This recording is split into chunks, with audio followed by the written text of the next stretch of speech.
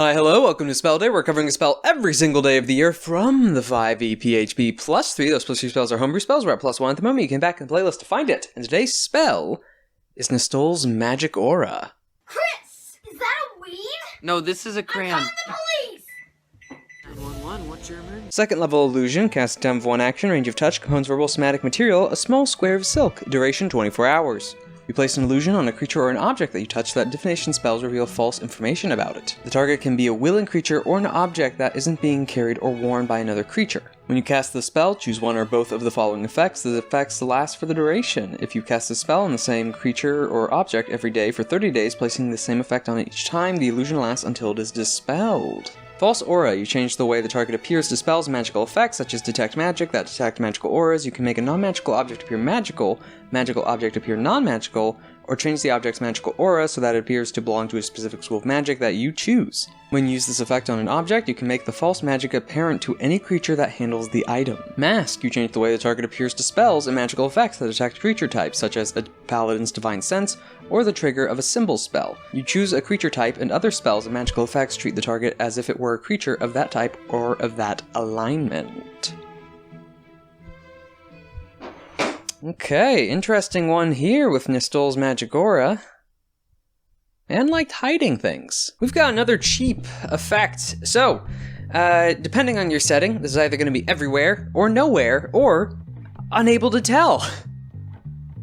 It's kind of its whole shtick. The whole thing is this is just an anti-divination spell, but not in the sense of non-detection like the last one we covered, or Private Sanctum. This is specifically to screw with the effects of spells.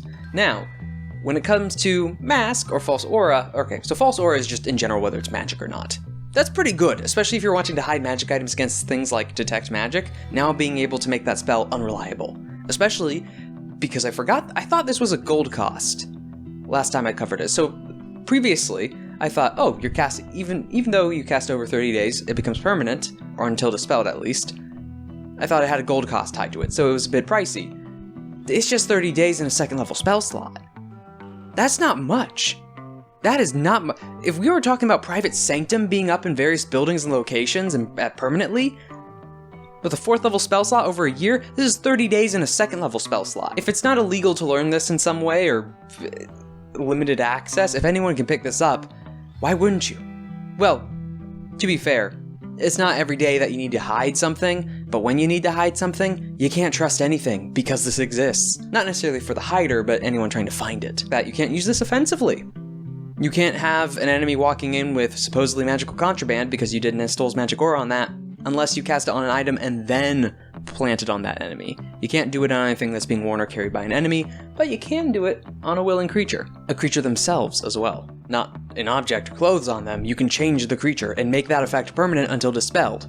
Again, 30 days. I can't quite get what it means that you can make the false magic apparent to the creature when they pick it up. Like that, I can only think of that in one like gotcha moment where you think you're going after a magic item, you use detect magic and everything, you grab it and it's like, ah, you've been fooled, it's just NYSTUL'S.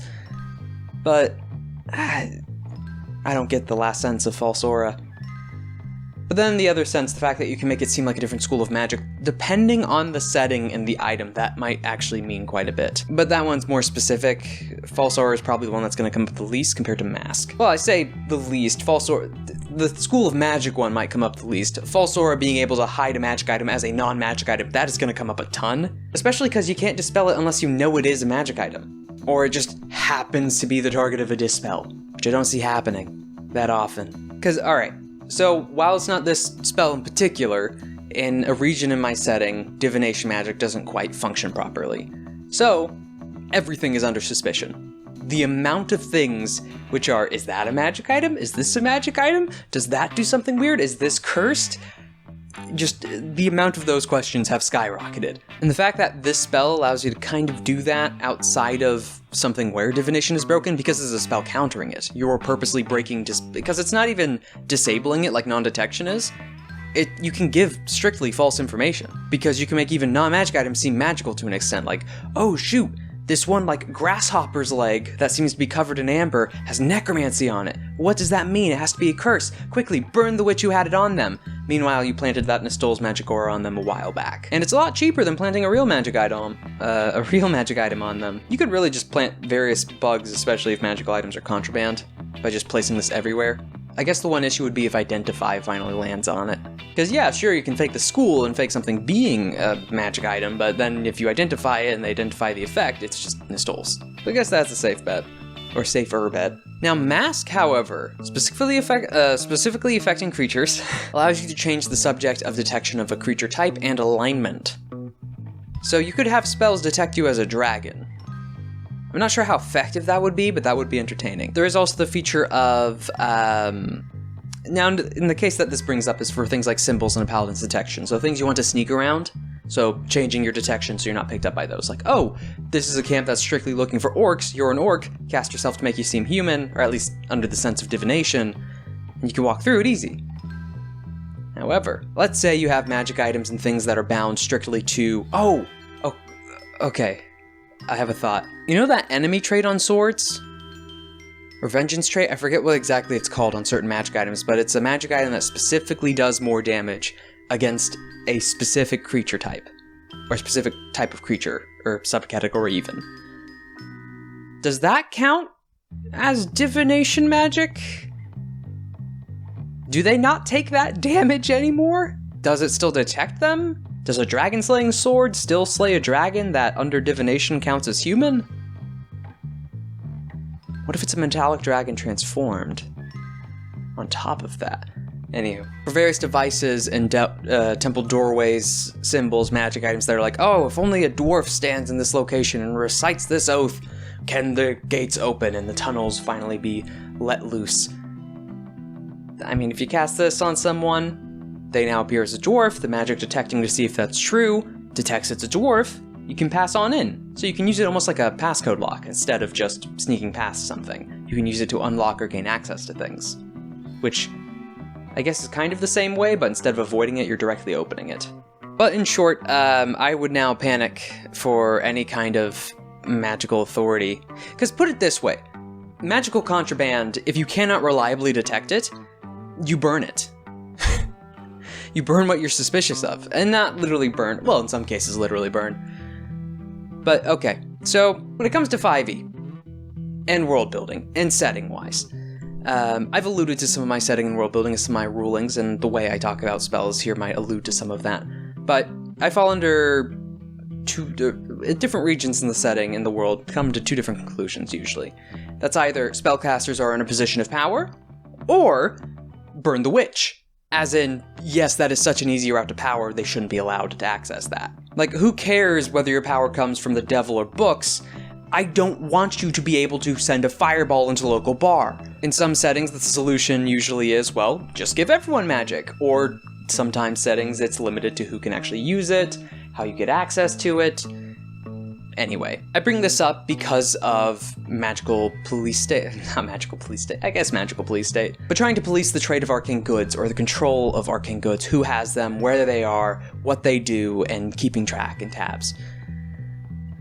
This throws a wrench in that. This throws a wrench in that entire system because it's a second level spell and it becomes relatively permanent until dispelled after 30 days. And because it's on a single object, you have to target that single object. It's not an area effect that you can target with a single dispel, and you need to know this effect is on it. So unless you thoroughly interrogate everything, which you might not be able to, you can't even trust detect magic. And if you can't trust detect magic, you gotta trust with what your eyes see, and all those suspicious magic items we just talked about with the fog scenario, and the broken divination. Look, a farmstead of people, even if we're not counting being able to detect stuff with divination, a farmstead of people, if there's randomly 30 frogs that appear in the living room of a nearby neighbor, and they don't leave, that's, in a world where magic exists, I'm not trusting the person who currently lives with 30 frogs which stare at you every time you walk past their house. Better safe than sorry, bring out the pyre. Divination, however, was supposed to be a way of actually detecting that, countering that, and actually being able to have some kind of grasp and some allowances. And you still can have that, but this is just so easy to smuggle things through any kind of magical detection. Even mundane-wise, that mundane example, they can't truly detect any of that in the first place, so they do have to rely on their gut, and their suspicions, and their hunches, and their paranoia. But when it comes to a magical setting, like let's say you did give a lot of different people magic, if they can't rely on their detection methods for that, they have to rely on some of their mundane hunches and senses, and in a pinch, those can get violent. Or not, put it this, okay, I'm going in circles now. In short, this is a problem illusion spell. Not in the sense that it necessarily breaks the game, but it's a smuggler's spell. A smuggler's spell for magic items. It can be used to break passcodes and stuff, but namely in the false aura ability, which is where I've seen it used the most, which is to hide magic items. Because magic items are powerful things. As people have brought up in the comments as well, most of these spells can be instantly buffed or fix some of their faults by just making it a magic item. Because it doesn't follow some of the same restrictions as, I don't know, being tied to spell slots, or the skills of spellcaster. And an item doesn't necessarily have to be on a spellcaster themselves. It could be on a fighter, it could be on a rogue, it could be on a commoner you just gave a necklace of fireballs. But NYSTUL'S magic aura is on it, so it just looks like a normal pearls. Weird ones, but pearls. And unlike that spellcaster scenario, you now have a commoner who's been given magic items to where they can send a fireball into the local bar. And it couldn't be detected. This has to be taken into account when world building in some sense. 10 out of 10. Why? It's cheap, doesn't have a cost material component, only has a 30-day restriction on making it permanent on an object. I mean, that's good, especially being able to change a creature's type and alignment on detection. You can use an Amulet of Ultimate Evil or Ultimate Good, if I remember that being the name correctly. Even the different alignment. Even being a different alignment. God, whew. I am not able to talk this recording. 10 out of 10.